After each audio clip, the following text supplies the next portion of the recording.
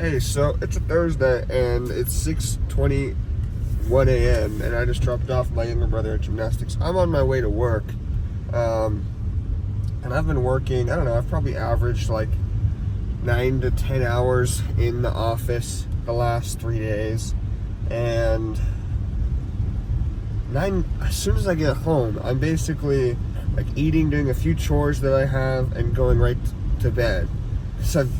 And I don't know how I feel about like this. This is week 2 of my 9 to 5 and sales. It's hard because the like mental fatigue and exhaustion that you have at the end of the day.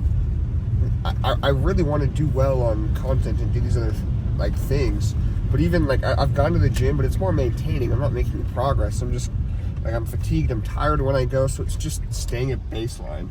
So I gotta reevaluate how I'm going to work, the hours I'm working. Maybe that has to change. Maybe what I do changes. I don't know for sure.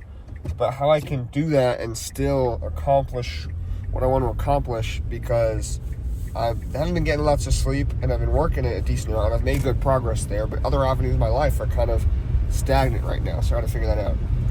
This is my early morning thoughts as I head in to work and documenting my life. So